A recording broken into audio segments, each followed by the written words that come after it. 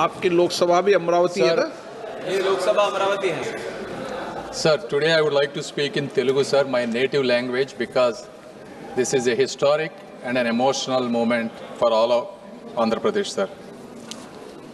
సభాధ్యక్షులకు సహచర సభ్యులకు ఈ ప్రత్యక్ష కార్యక్రమాన్ని ఉత్కంఠంతో ఉద్విగ్నంతో వీక్షిస్తున్నటువంటి అశేష తెలుగు ప్రజానీకానికి మా అమరావతి ఆత్మ బంధువులకు నా హృదయపూర్వక నమస్కారాలు.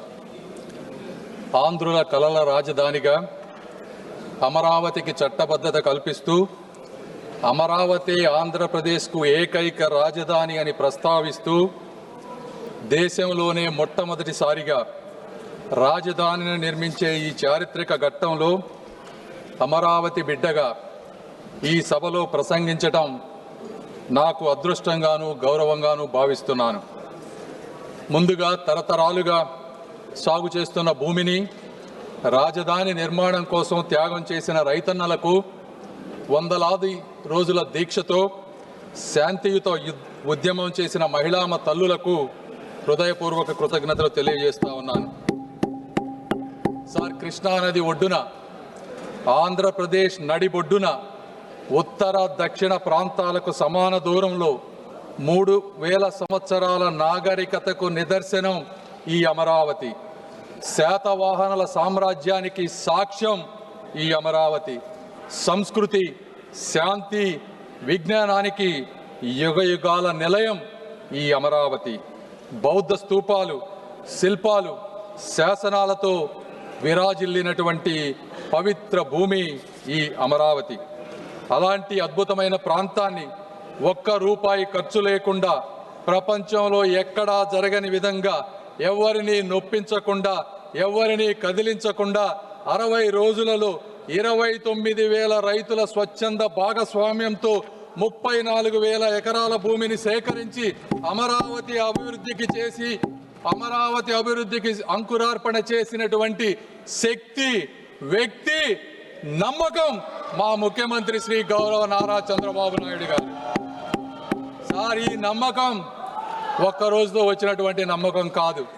40 సంవత్సరాలుగా ఒక సుదీర్ఘ రాజకీయ ప్రయాణంలో ఇటుక పేర్చుకుంటూ పొద్దున లెగిసిన దగ్గర నుంచి పండుకునే వరకు ప్రజా సంక్షేమమే పరమావధిగా తన పూర్తి జీవితాన్ని త్యాగం చేసినటువంటి ఒక వ్యక్తిపై ఉన్నటువంటి నమ్మకమే ఈ అమరావతి సార్. కాబట్టి ఈ కార్యక్రమాన్ని ఈ విధంగా ముందుకు తీసుకువెళ్తూ ఈరోజు ఈ కార్యక్రమానికి వచ్చిన విధంగా నేను అనేక మంది వ్యక్తులకు కృతజ్ఞతలు తెలపాలి సార్. మొట్టమొదటిసారిగా గౌరవ ప్రధానమంత్రి నరేంద్ర మోదీ గారికి ఆంధ్రప్రదేశ్ రాజధానికి కేంద్ర మద్దతు ఇవ్వాలన్న ఆయన హామీపై ఆంధ్రప్రదేశ్ ప్రజలకు అచంచలమైనటువంటి విశ్వాసం ఉంది. మోదీ గారు ఇచ్చిన మాట నిలబెడతారని గత 12 సంవత్సరాలుగా ఎన్నోసార్లు నిరూపించబడింది. అదే ఈరోజు ఆ విశ్వాసం మరొక్కసారి రుజువైంది సార్. రెండవది, మా ముఖ్యమంత్రి గారు శ్రీ నారా చంద్రబాబు నాయుడు గారు అమరావతి ఆయన ఆశయం, ఆయన కళ, ఆయన ధ్యేయం. రాష్ట్ర అభివృద్ధిలో రైతులను భాగస్వాములుగా మార్చిన ఆయన దూరదృష్టి చరిత్రలో నిలిచిపోతుంది. ల్యాండ్ పూలింగ్ విధానం, ప్రపంచ స్థాయి ప్రణాళిక, ఇవన్నీ వారి నాయకత్వానికి నిదర్శనం సార్. ఎన్ని అడ్డంకులు వచ్చినా, ఎన్ని పరీక్షలు ఎదురైనా అమరావతి అనే స్వప్నాన్ని ఒక్క క్షణం కూడా పట్టు వదలని సంకల్పం ఆయనది సార్. మూడవ వ్యక్తి శ్రీ పవన్ కళ్యాణ్ గారు తన గళంతో, తన శక్తితో ప్రజా ఉద్యమ స్ఫూర్తిని నింపి కూటమి ఐక్యతకు, తెలుగు ప్రజల అభివృద్ధికి కంకణబద్ధుడైనటువంటి నాయకుడు శ్రీ పవన్ కళ్యాణ్ గారు సార్. ఈ ముగ్గురి కలయిక అమరావతి ఆశయానికి ఒక శక్తి, తెలుగు వారి భవిష్యత్తుకు ఒక భరోసా సార్. అదేవిధంగా ఈ కార్యక్రమాన్ని ముందుకు తీసుకువచ్చిన మరొక ముఖ్యమైనటువంటి ఇద్దరు వ్యక్తులు అమిత్ షా గారికి, అదేవిధంగా వెనక ఉండి ముందుకు నడిపిస్తున్నటువంటి మా యువ నాయకులు నారా లోకేష్ గారికి కూడా కృతజ్ఞతలు సార్. అదేవిధంగా ఇందులో ఇంకొక వ్యక్తిని కూడా మనం ప్రస్తావించాలి సార్. అమరావతిని అణిచివేయాలని, ఆపివేయాలని ఆయన చేసినటువంటి ప్రయత్నం సామాన్యమైనది కాదు సార్.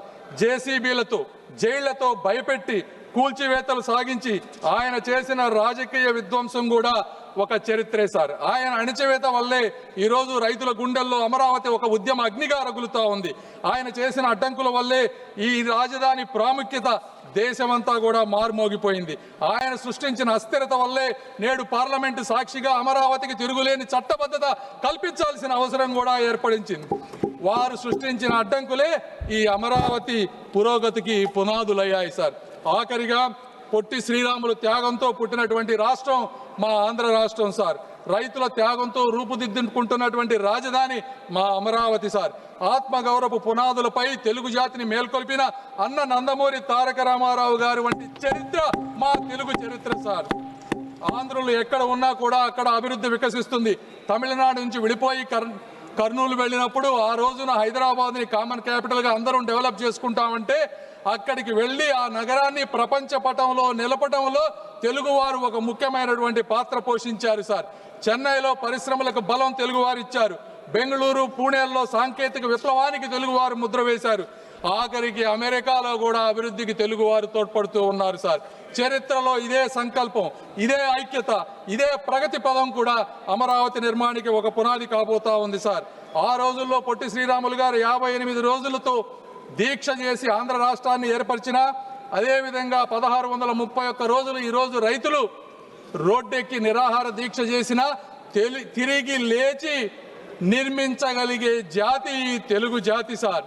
కాబట్టి ఇలాంటి చారిత్రక చట్టానికి మద్దతు తెలుపుతూ అమరావతి నిర్మాణంలో భాగస్వాములైనటువంటి ప్రతి ఒక్కరికి కూడా శిరస్సు వంచి నమస్కరిస్తూ I earnestly request that this bill be passed unanimously and with one voice. Jai Hind, Jai Andhra Pradesh, Jai Amaravati.